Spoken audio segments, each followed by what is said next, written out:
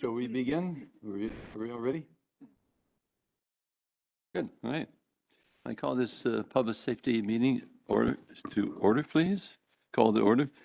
This meeting has been given public notice in accordance with Wisconsin statutes, section 19.83 and 19.84, in such form that will apprise the general public and news media of subject matter that is intended for discussion and action. Roll calls. We are all present. Public comment at this time, Deanna? See if there's anybody. Thank you very much. I appreciate that. And under Roman numeral 4, we have approval of minutes of December 6th, please. A motion? Second. Do we have any discussion in regard to the minutes themselves? Any corrections? Yes. Just a comment, when, in the body of the minute, they put, when we do roll call, I'm trustee J. Miller. Just, can you always use J. Miller? Just asking. Thanks.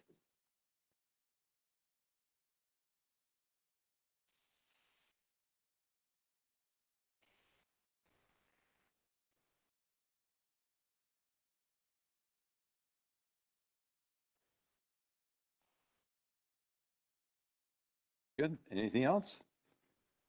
Seeing none, all those in favor of the motion, say aye. Aye. Aye. Those opposed, motion passes. Roman numeral 5, reports, police department, please. So I guess what I wanted to talk about a little bit is just our monthly activity report. I am meeting with the people from our IT within the next couple of weeks so we can get that back up and going. Lynn used to do a very nice job with the activity report. When she left, Steve Storrs started taking it over, and we're just kind of in limbo right now until someone basically has to teach me how to use the crystal reports to generate those reports again. So I am hopeful and confident by next month we'll be back on track with that. Activity-wise, I think we're, probably right where we have been pre-COVID. Our activity on third shift is just going through the roof, our OWIs. We just have a lot of very motivated officers, so the activity has been very good across the board. We're finishing up with our interviews tonight for the sergeant's position that was approved. So by the end of this week, I'll be announcing that position. Thank you. Appreciate that. Do we have anybody on staff that knows Crystal or no? We don't. Lynn Schmidt was our communication supervisor, was the last person that was. So we don't have anybody? No. Show anybody before she left?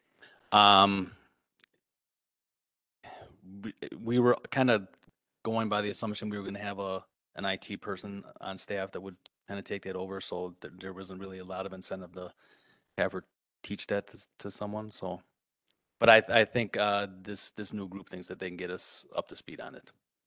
When do they start? We've been working with them already on different projects, but this project, we basically put a ticket in on it. Thank you. Thank you, Chief. Fire department, please. We're in the process of updating our monthly reports too.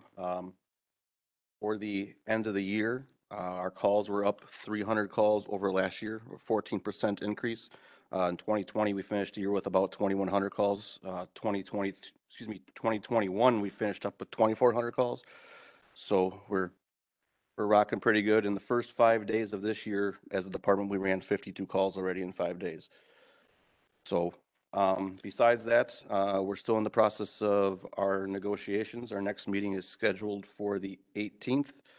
And we should be taking delivery of our second new ambulance by the end of this month, middle of next month. Very good. Is there any, I'm sorry, committee, do you have any questions or comments to either one of the chiefs, please? Your reports are Crystal too? We use the same software. I did have a question about something I read online about something being called into the distillery, a fake call. Mike has more answers on that one. It was basically a swatting call where they said there was a shooting in progress. We sent officers out there. That is county's jurisdiction, so we alerted them, but our officers responded. I believe we were the initial ones on scene just based on where the distillery is. There was nothing happening. There was the bartenders there didn't know what was the call was in reference to, so it was just someone. We did have a detective come in immediately to try to investigate that to see if she could determine where that call originated from, and there was just no way to trace They used a the call. VPN. Yes, they did. It's impossible to trace. Do you have a recording or anything? We do have a recording. We checked reports across Wisconsin to see if anybody else had experienced, similar things within a certain time period. And the last one that we had on record was like from January of last year. So hopefully just isolated and something we don't see again. But Anybody else on the committee for questions? Seeing none, we'll go on to item C, which is Police Department updates, which I see we do have none. Going to unfinished business, we go to Concord Road stop sign. should still have recording.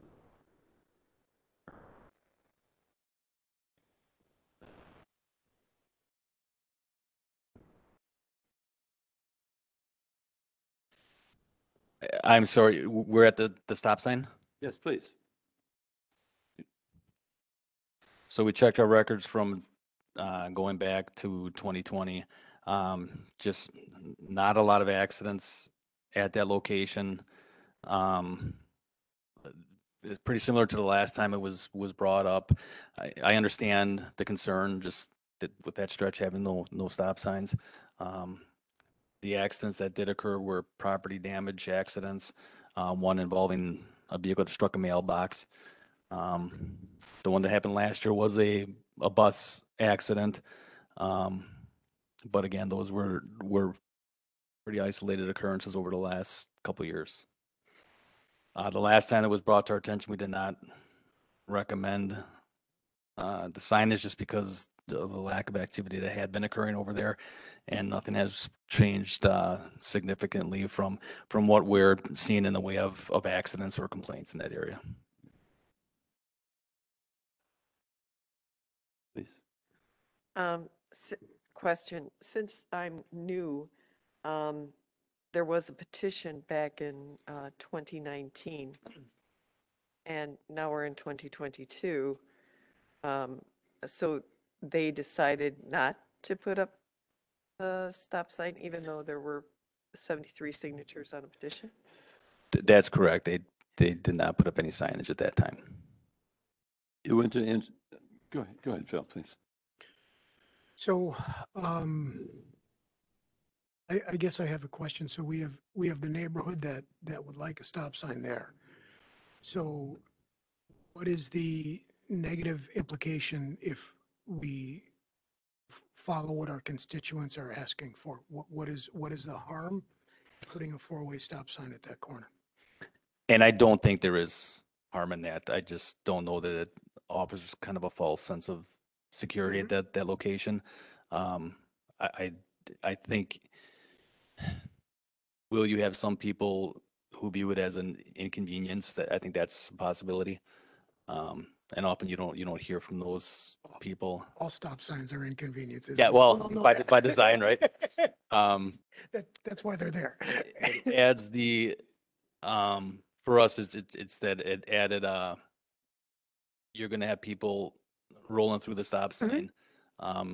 So you're going to generate more complaints that way about people rolling through the stop sign. Again, I can't say that something negative is going to happen for it, other than you will have certain residents that'll probably feel like it is an inconvenience. And then just one more quick question, and then Jolene can, do we know the cost? What's it cost to put up 2 more stop signs? That I'd have to check with DPW on to see what the cost is for that. But it's not huge. I mean, About $75 a sign, because I had one put up from before, and then the poles, and then the labor to actually put the 2 in, so it's insignificant. And typically you. for the signage, we would get the department involved in that and get their input on what they think about it as well. Typically, they kind of steer those items. So I was looking at the petition and it looked like it was driven by one person, which normally petitions are, obviously, but I was reading all the names on there. And since I think it's old from 2019, I actually recognized a lot of names on there and they don't even live in that. So I think if they're, the residents, the neighborhood there feels strongly enough, I think we need an updated petition. I could have crossed off like at least a dozen.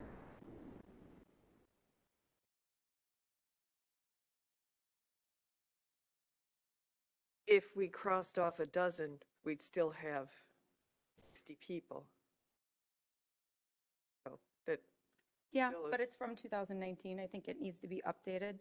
And just like the chief said, I mean, I'm opposed to a stop sign there. I drive Concord all the time. My kids go to County Line. That would be, it would be a huge inconvenience. Not huge. I'd have to stop. Yeah. Yeah. It's a But stop sign. I absolutely hate all the stop signs that are everywhere I do. And since there's no accidents, I don't see a need for it. And I don't think it's not gonna slow down the traffic on Concord because it's right next to Division. So people they're gonna stop there, and then if people are speeding on Concord, they're gonna continue to do so because the long stretch is after that intersection. It's not gonna slow anybody down. Comment? I don't have a comment. Oh, because you, wait, was that? Oh, Yeah. For myself, I'm sort of leaning towards, that's a lot of different people to actually come up with a petition, to be honest with you. Where it would be put in there is something that I think Mary Booth would probably be a situation where I'd like to see it if it would be put in per se. But here again, I have no problem. Maybe Booth is on the north side of town. No, it also goes through there also. Concord? Yes, is I'm wrong. Mary Booth does not touch Concord. not in, doesn't. I must have been seeing something that, Are you thinking Mayflower? no, Mayflower is down further as such. Anyhow, someplace in between the two would make more sense, but Yeah, here that's- again, But that's the problem. So there's a four-way street, which is on Nightbur. Then there is, looks like Rustic Lane. I don't know what that little tiny stretch is, which would be a three-way. There's another three-way, and then there would be a four-way at Mayflower. There's just no good place unless you put it in the middle of Concord that would slow people down. Because it's literally at the beginning of Concord and at the end of Concord where it would be a four-way stop sign. Mary Kay Lane. Mary Kay, that's, You might have- that's what, You were close. Oh, is that little one? Is that little street? there? Yes, yes. correct. Yeah, It cuts through, but yeah, it's a one, Thank you it's for a that one block correction. street. yeah. But I thought that was about halfway through when I was going through that one day, just for curiosity's sake. But here again, if the people wanted to come up with something different in regard to, my own particular problem is if you do have a problem there, I suspect that it might be deadly in the summertime with a lot of children on that street. But here again, Yeah, if there's it seems to be the some majority of the people on this committee would not be in favor of it, then I would not be making a motion in regard to it. Well, I will make a motion to put a stop sign, a four-way stop sign at the corner of Nybor and Concord Road. It's different. I'll second. Oh, okay. Discussion. Any further comments? I heard yours, Jolene. And, My comment was, we have people that are concerned. Let's, I say 60 people is a lot of people. I think it needs to be updated on 3 years ago. We now. go, I People agree move, people, that, there's a lot of turnover, a ton of turnover in Germantown. That may be I think we true. need an updated petition. that may be true, but Those people we could have have- changed their mind.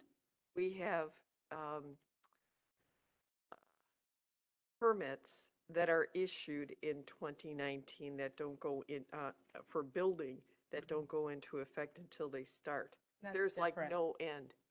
Well, what, it didn't say there was any end No, date. but that's completely different. When you're building something, obviously, that's going to take a while. But this is a petition where people don't even live in that area, could have changed their mind. Maybe they don't want it now. 12 out of 60.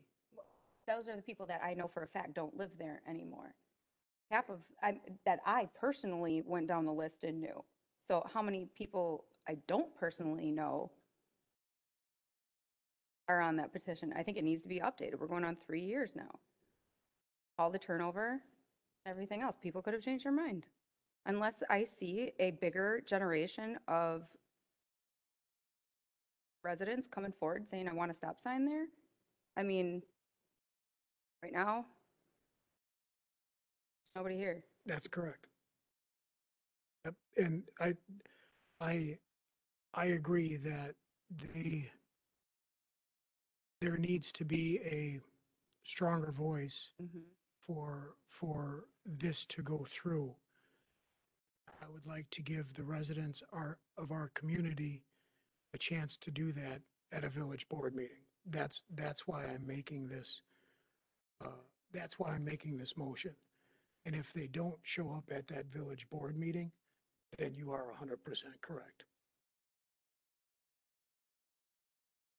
And the only thing I would say that if it does pass, but we don't have a majority, it's not going to go to consent, so it would go to the full board. Yep. As you're talking about, per se. Are there any other comments? All those in favor of the motion, say aye. Aye. Those opposed, please. Me, opposed. At 3-1. Motion passes, and it'll go to the full board, as I mentioned, and them decide as to what they want to end up doing for the full board. Under new business, we have denial of bartender's license by Mr. Walter. Waller, would you like to come up to the mic and you have to push that button at the very top? Very good. Yes, I can do that. Hello? All right. So yeah, I got denied the operator's license. Me and my brother here, Jake, just bought the old KJ's Bar and Grill up the road a little ways. And basically, I don't know if you guys are familiar with it, but I committed 2 felonies when I was younger, when I was 17. And I eventually got charged in 2006.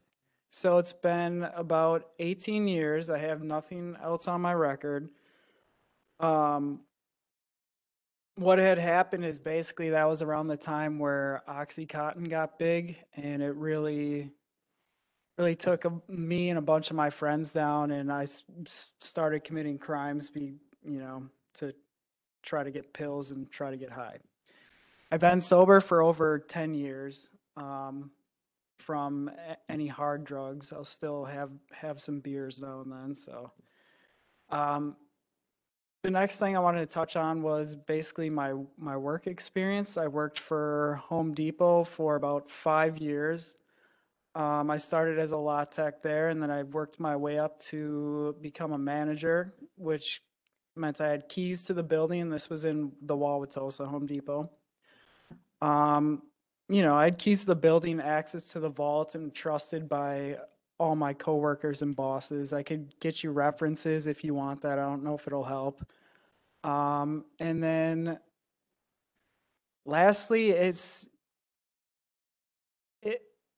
makes things a lot harder if I don't have the operator's license, put it that way, because then my brother is going to have to always be there, or we have to hire someone else to manage the bar, and that's a whole thing there. My brother is a retired captain in the Air Force, so he's always, watching me and keeping me on my game. So we didn't buy this bar to have a party for everyone. This isn't like we're trying to build a business and make it successful. So I don't know if you guys have questions, or I'm You. pretty much an open book, so you can ask me anything you want. So, first off, congratulations on buying the bar. That's awesome. I hope you guys do really well. Mhm. And I think that's great that you guys bought it and are going to turn it over. Yeah. And that you guys are doing it as brothers, Yep. even more phenomenal. Were you charged as an adult or a juvenile? As an adult. You were. So Okay. So, I was initially arrested like a month before my 18th birthday. okay. So yeah, I was charged as an adult because I So was I'm going to be your biggest supporter here. I'm so against these. It's not even funny. I will voice it every single time. You are the very first person that has ever showed up to contest this, and I applaud you for that. That is remarkable. And because this is why I've always lost during these arguments when I want to push these forward and support the operator's permit. But everybody's like, well, they didn't show up. If they cared that much, they would show up. You Yeah. showed up. Yeah. That speaks volumes, and it should to this board. The fact that you have not gotten in trouble at all, that you just admitted that you had an addiction problem to OxyContin and you overcame it and have been sober for 10 years. I can't tell you how loud that speaks personally to me. And I applaud you for that as well. That is not easy to do. Thank you. I think 100% absolutely you should be allowed this. Your crime had nothing to do with alcohol whatsoever. Please. I'm not going to be your biggest supporter. So Okay. That's all right. 2006 and you were 17 at the time, In 2006, I was 18. but you committed the crime when you were In 17. 2004 was when the crimes were actually committed. And how I old were was you then? 17. Okay. Yeah. And how old are you now? Just 36. you're 36. Yeah. And there's been nothing in that intervening time. I got one speeding ticket like probably 11 years ago, but that's it. There's been nothing else. And do you live in the village of Germantown? Yeah, we live in the apartment next to the bar. Both It's of you? attached. Yep.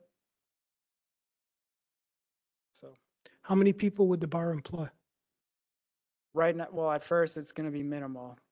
Mhm. So Yeah, about 5 people. So thank you. sure. The fact that you're going to own a bar and not be able to even serve alcohol legally without him on premises Yeah. is ridiculous if this doesn't go through. Yeah. Any other comments? Jen, please. So, thank you for showing up.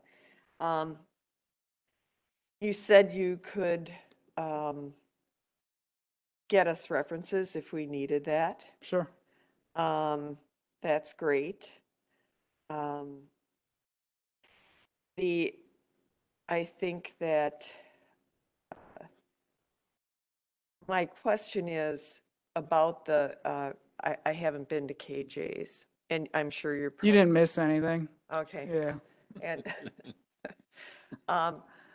I don't, is it a sports place? Is there food? What do you got? So it was a dive bar. Like it was pretty run down and beat up.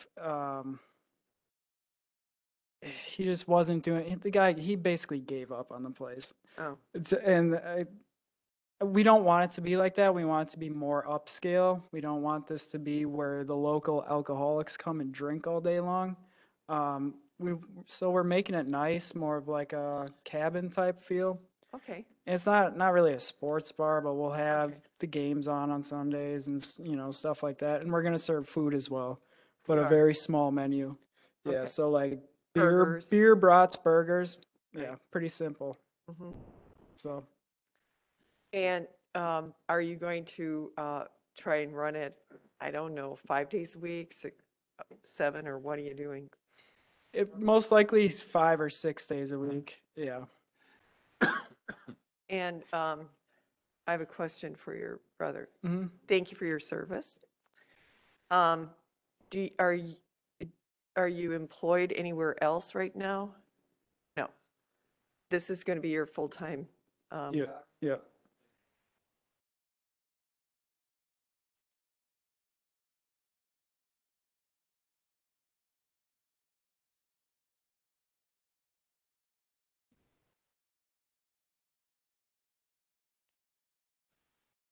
And what made you make the decision to go from landscaping to the bar business? I'm just curious, or Home Depot to, A bar So restaurant. we never dreamt of having a bar or anything like this. Because it was a foreclosure. oh, My uncle owned Sunset Bank in Waukesha.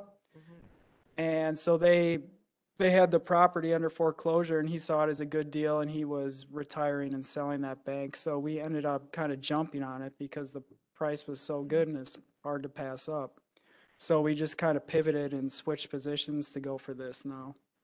and they were willing to, your right. uncle was willing to give you a loan? It's through People's Bank now. He sold that bank, so it's not through my uncle. Right. But he's willing to help us. I mean, if it comes to that, but no, we kind of want to do this on our own.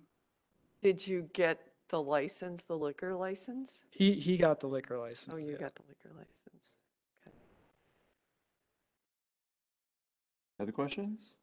Yeah, Chief, is there a policy that when a case like this comes up, so we've had a number of these, and I agree and thank you for showing up. Mhm.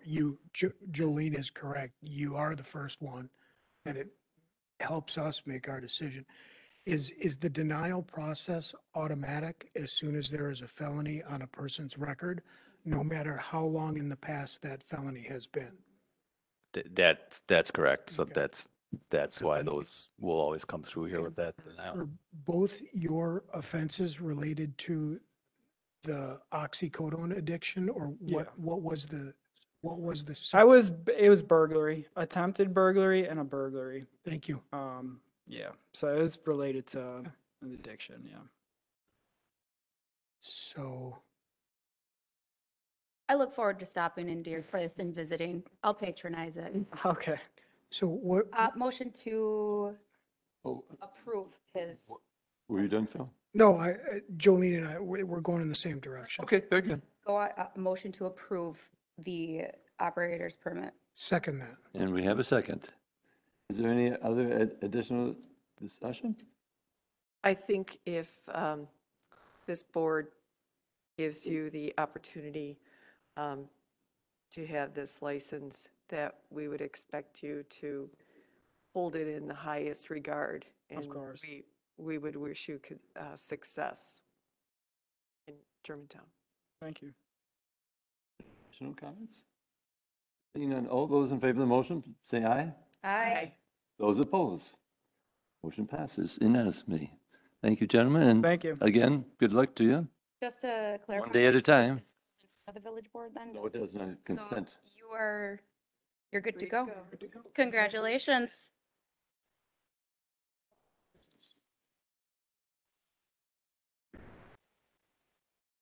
Under new business, B, please, Police Department.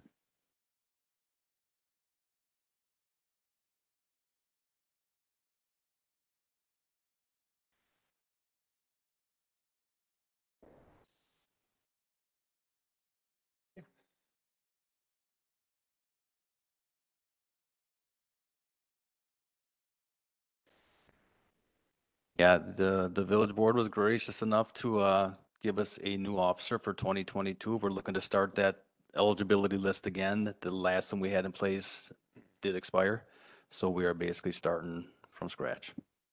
And how long is, like, when did you compile the eligibility list that just expired? That would have been March of 2021, so it would have went through 2020, March of 2022, but there was basically no one left on that list. Do you need a motion for this? Yeah, what do you need from us? Do we need a motion or is this? Well, Well, 'cause to it's be not honest with you, financial. I don't really think we need a motion Yeah. because we've gone through with. Okay, I board thought it and just at the committee level we did, but Well, in we case can- you We can do, do that too. a motion to approve, new business item B. Second. Discussion? Seeing none, all those in favor, say aye. Aye. Those opposed? Motion passes unanimously.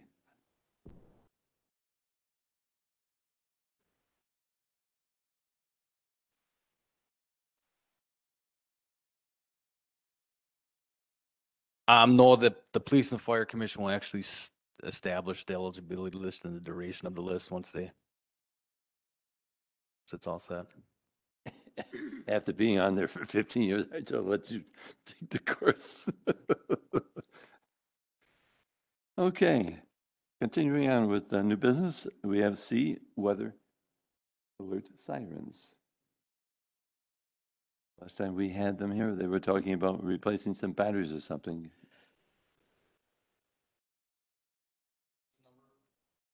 Sorry. They gave us a number of proposals, and the one that we thought was the most sensible was to replace 34 of the batteries. It's a little over half, and then we can replace the remainder in 2024.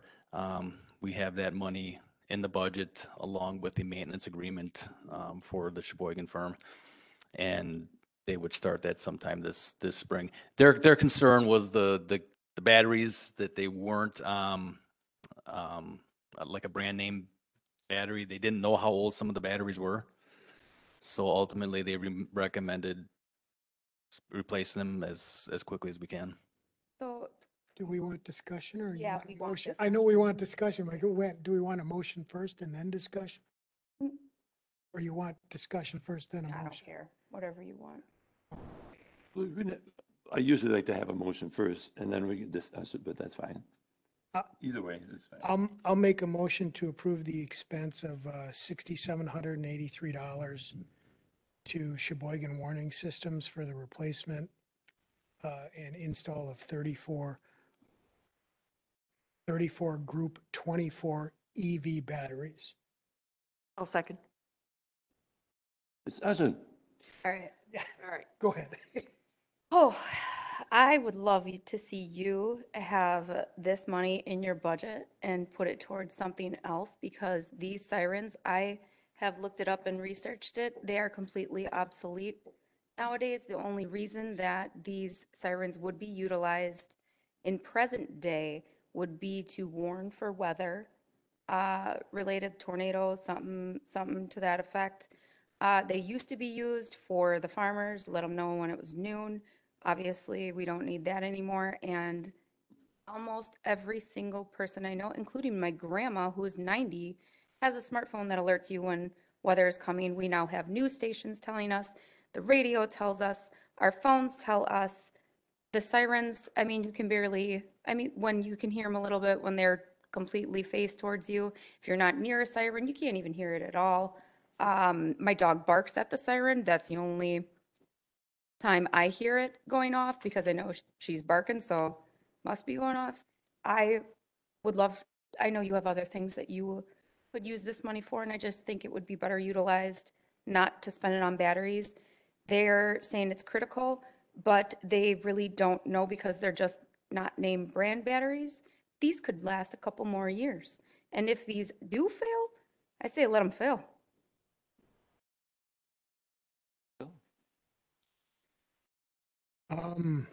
So first, I really did enjoy the presentation that the company came in and gave, but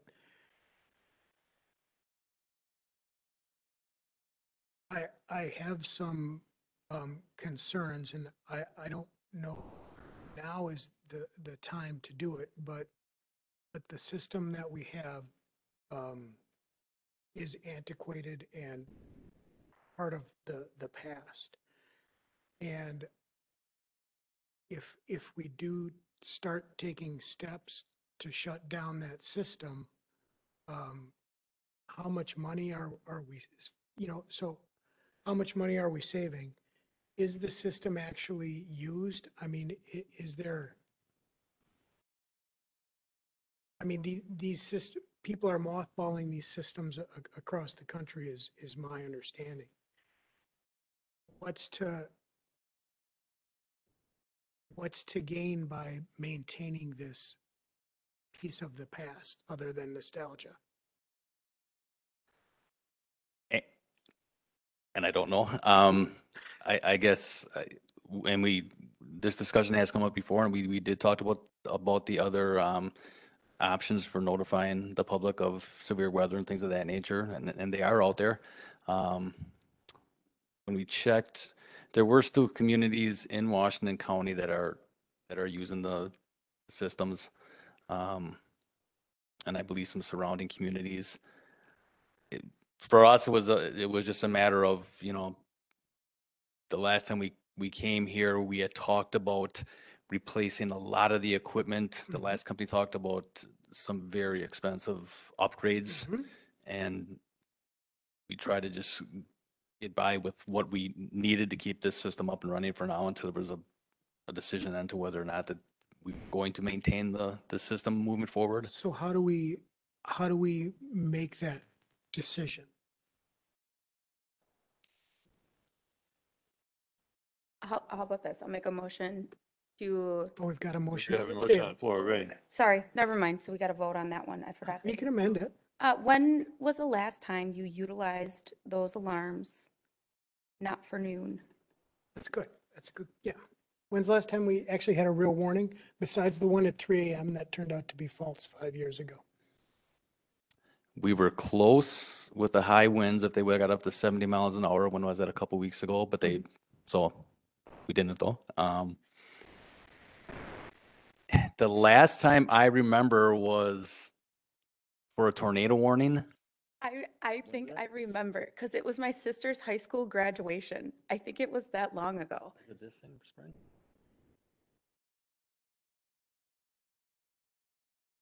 had to have been like decades. No, I think it's been more recent than that. I do think we've used it for tornado warnings. And I would agree within the last year or two. So do we take action here or do we approve the $6,700 and say we're turning the system off at the end of 2022 and give people enough time and Well, I don't know that if you're gonna, if the discussion is gonna move toward turning it off at the end of 2022, if you spend this money Yeah. right now, then. so I would say we deny this motion. I'll make a new motion and have that money put towards how about that? Have that money put towards a new system in place to reach people in case of emergencies and weather related. but these batteries have not Back in your budget. failed. Yeah, They just need to be replaced, correct? Or have they failed? they. Julie, are you able to help me out with that? I don't think they failed to this point. They just. Corrosion.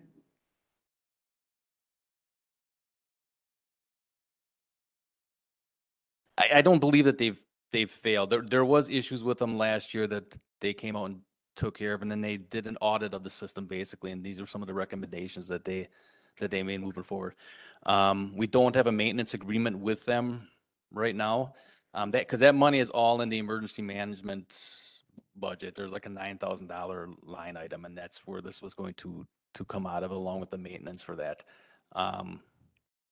So I think at this point, if something did happen, we'd be still able to fix what we needed to fix until a decision is made.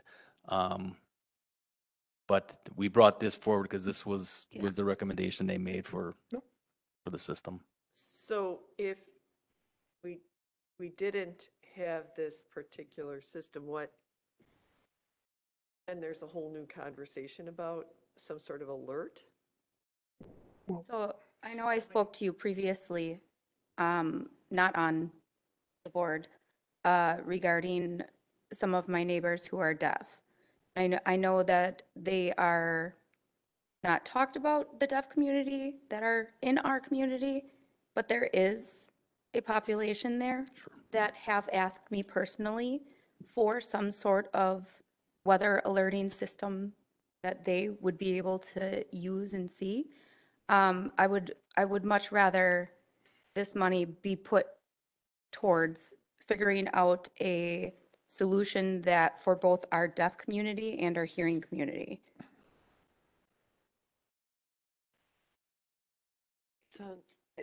When they're sleeping? Yeah, vibrate. Yeah, but my neighbors are deaf, both of them, husband and wife. And they've asked me personally. They do not feel comfortable relying on a vibrating watch or this for an emergency such as a tornado coming straight at you. There is a system that other communities have for the deaf for the deaf people that live there, alerting them of, like it could be a live shooter or something like that. You know what I mean? That they not feel that they were being notified in the same amount of time as the hearing. So, Also with the elderly population in Germantown, I feel like that would be something beneficial for them as well. You know, if they don't have a hearing aids in, or, you know, they don't hear very well, anything like that.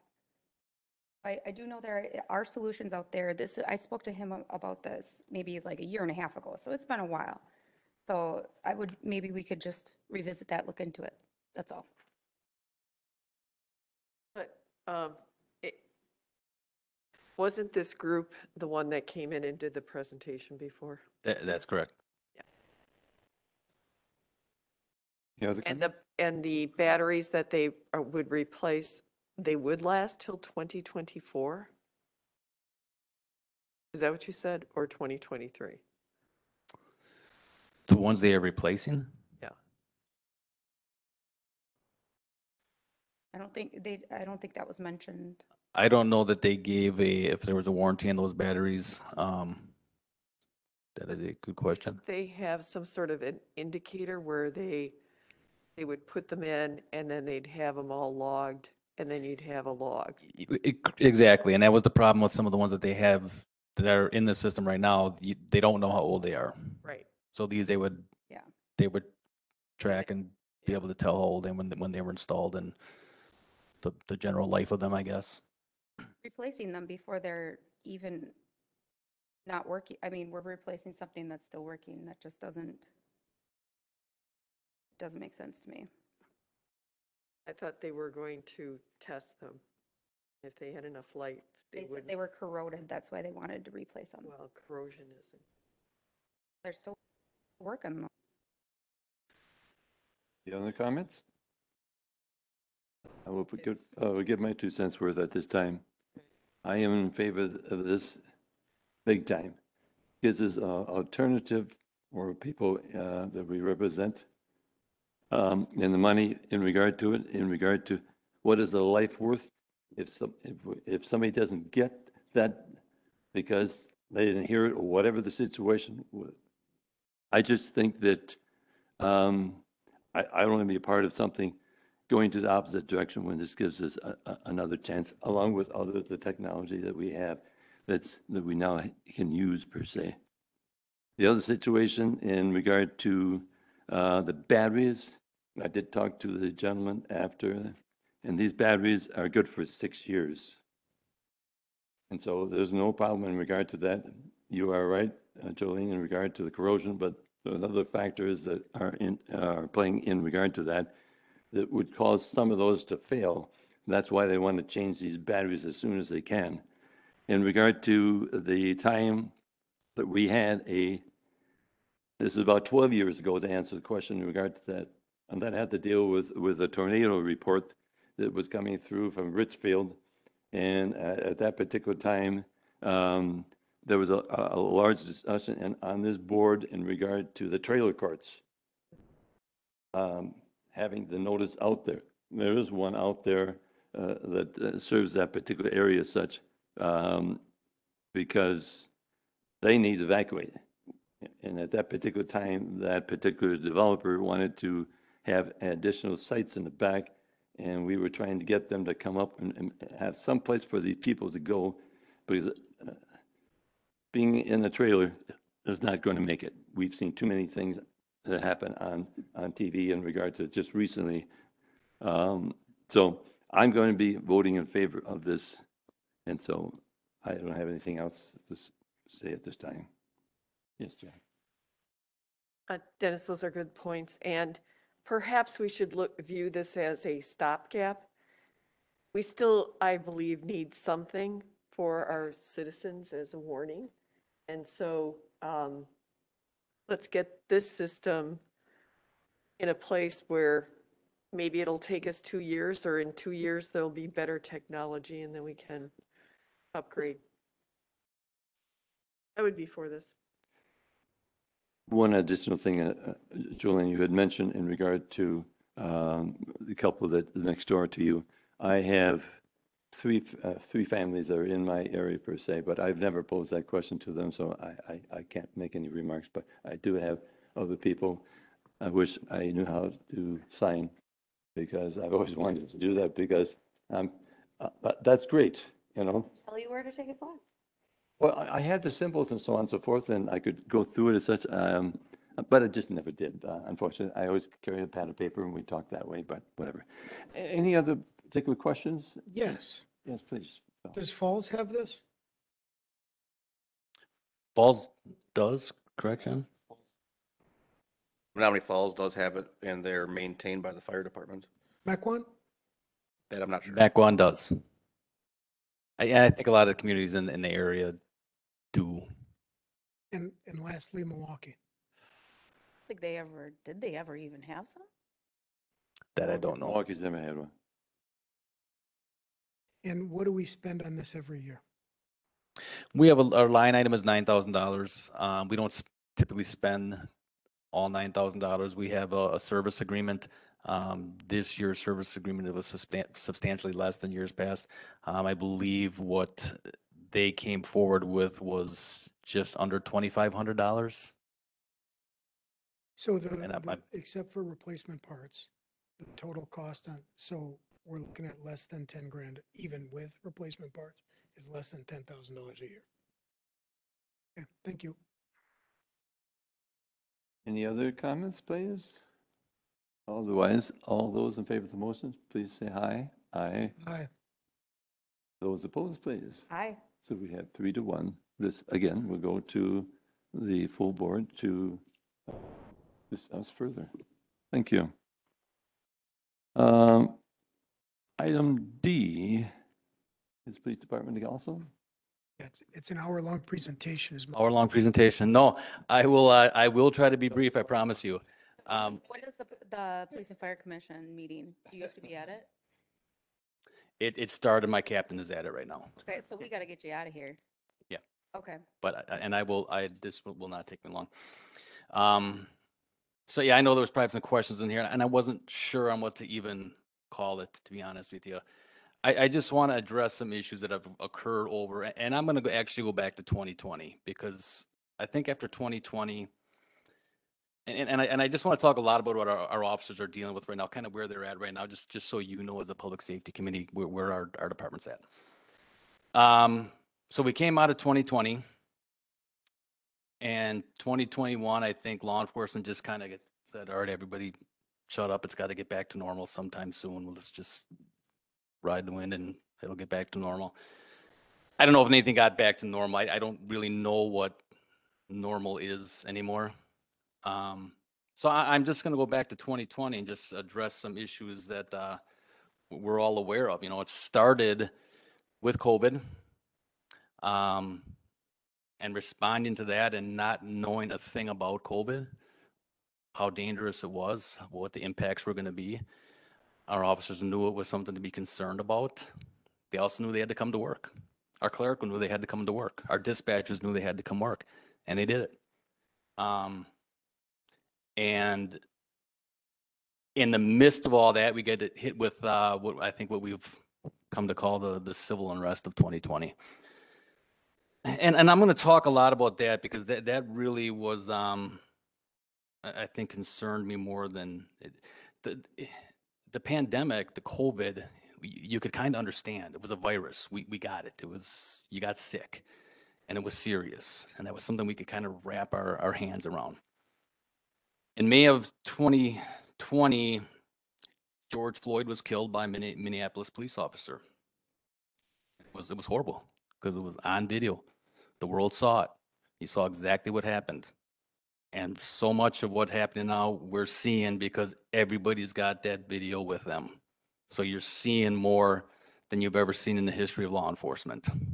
It's coming at us daily from any number of social media platforms. So we had the protest that started. We had one in Germantown early on, coordinated by high school students. They did a great job. They came to the police department, they approached us, they asked for permission to have it in the police parking lot. We said, okay. They waived, the village waived the permits they needed, and they had their protest to start at the high school and came to the police department. It was nonviolent. There was one person who decided to bring a sign that said ACAB in very large letters, which means all cops are bastards. It struck a nerve.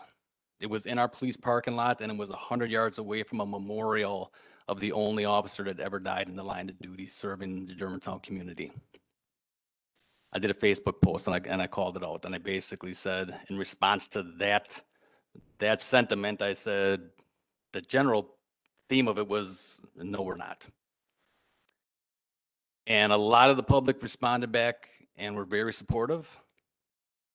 And a lot of the public responded back with a lot of animosity. And one comment in particular hit me, because one comment said, Chief, look what you did. Look at the division you created.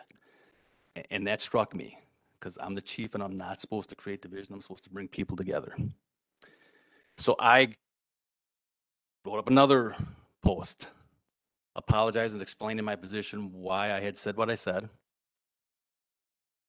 The biggest problem with that, and that was the biggest mistake I made as a chief, was I hurt my own people. And God bless them, they called me out. And they said, Chief, that was not all right. You defended us like you should have, like we expect you to, and then you apologized. And it was weak, and it was inexcusable. But we moved past it.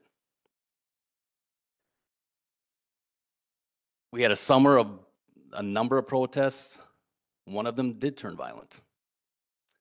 A summer of our law officers not just hearing things at work, but hearing things on the news, hearing things on social media, going home and having these discussions with family members who were calling them out, people they've known all their lives, creating this just dilemma even away from work.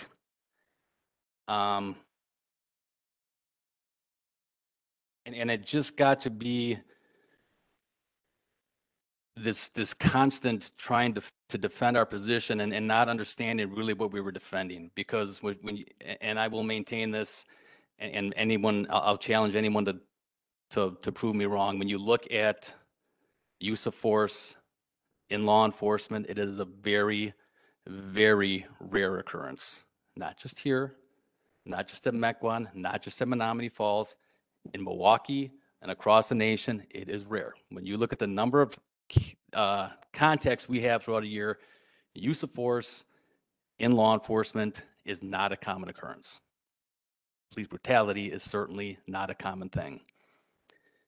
When I made my post, someone that called me out told me that police brutality was a lot more than what I was looking at police brutality being. I was told that our officers talking harshly to someone was police brutality. Where do you go from there? How do you combat that mentality?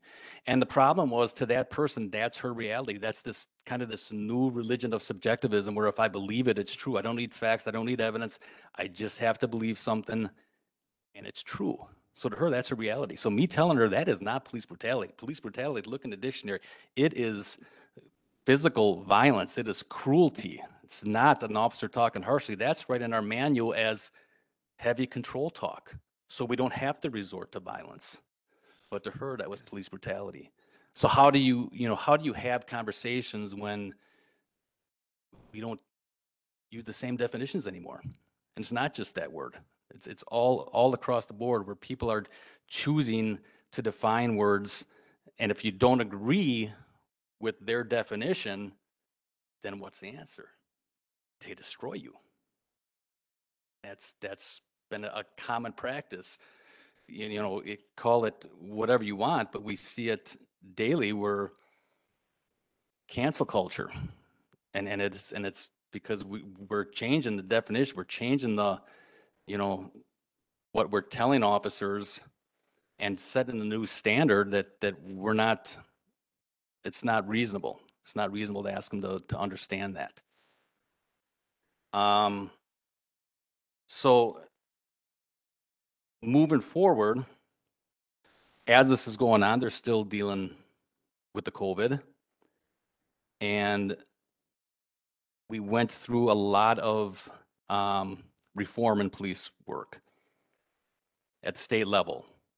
Most of what we were already doing. We didn't have to significantly change anything we were doing because we were doing most of that all along. But we were fine with the reform. Some of it made sense. Through it all, we have always maintained a commitment to accountability, a commitment to making sure officers are respecting people. That's something that is vital to our goals. That's in our policies. That is something that we always have believed in, always will believe in, always will expect our officers to conduct themselves in that manner, and they have been. Think about what we ask our officers to do. Day in and day out, they come into work, and think about what we're asking them to do. One of the most difficult things you can ask of anybody. We're telling them there's going to be a certain situation where you have to take someone into custody. We are compelling you to take that person into custody. And we know that people do not like being taken into custody. And I can show you on video that they are doing this now during a time where civility toward law enforcement, and we can show this on video is at an all-time low. And we're asking them to make decisions in a split second. And I've watched the video where an officer's chasing a guy. The guy takes a gun, he launches the gun, and we're asking them in that split second that you seen that dude running, you knew he had a gun, he took the gun out, make the right decision. Do not get it wrong, or you're going to get hammered. And they know it. They see it daily across this country, what's happening, and they live with that. I don't have to make the right decision some of the time. I got to get it 100% right all the time. And you know what? They're okay with that expectation. And how do I know this? Because they keep coming back. No one threw in the towel. No one here quit. They said, that's what it is. Well, it's another opportunity to serve. And that's what keeps them coming back. Through all this, they haven't complained. It's just been awesome to see how they have responded to this last year and a half. Knowing that they have not all the time been treated fairly, they still are so committed to this job. We keep hiring such high quality people. In closing, I just, and this sounds a little weird, but so through this whole thing, I went back and I like to read what I call the great thinkers. I went back to C.S. Lewis and read the Abolition of Man. And he talks in there about, about man, how there's the head, the chest, and the belly, and how the head rules the belly through the chest, and talks about how we're growing men without chests. That is to say that we're losing those men that are, and when he said man, he was talking about mankind, that are committed to, things like virtue and right thinking and character. And I'll read one of his quotes and he said, in a sort of ghastly simplicity, we remove the organ and demand the function. We make men without chests and expect of them virtue and enterprise. We laugh at honor and are shocked to find traitors in our midst. We castrate and bid the geldings be fruitful. And I read that and it chills me because I know what he's talking about and it's horrible.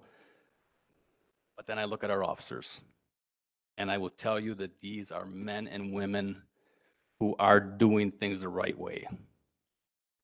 They are truly ruling the belly through the chest with virtuous decisions, acting with honor, with integrity, with character. coming into work, not complaining, doing what we ask them to do. So through all this, where it seems like we're going in the wrong direction, I just want this committee to know that we have a lot of reason to be very encouraged, especially with this police department. And I think the police departments across the country, because I think the evidence bears out that things are being done the right way. We're not perfect. We're going to make mistakes. We need to be held accountable. We should expect to be held accountable. But I just want everyone to know that this, the people we're hiring, the people we have hired, are coming to work and serving with this stoic resolve that is just awesome to see, and we're in a good place. And I just wanted to just kind of let you know where I think we are as a department moving forward. The commitment of the officers that you have all hired is phenomenal. I think we're in a good place. That's all I had. Thank you very much, Chief. Thank you, Chief. The only thing I would say after being on the Police and Fire Commission again, saying this again, I've had to go through all these candidates we went through, going through where they are with the numbers and picking them as such.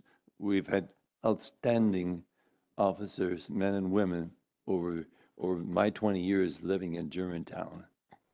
The other thing I would say that split second that somebody thinks, should I or should I not pull that trigger, is the difference between that person coming home to that family or not. You cannot do that. That's my opinion.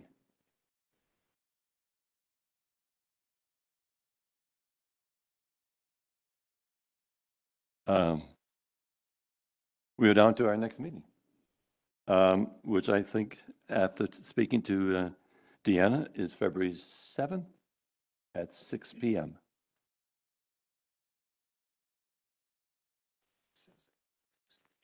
I was asked. So I was find ourselves adjourned at this time, please. Thank you. Thank you. Thank you.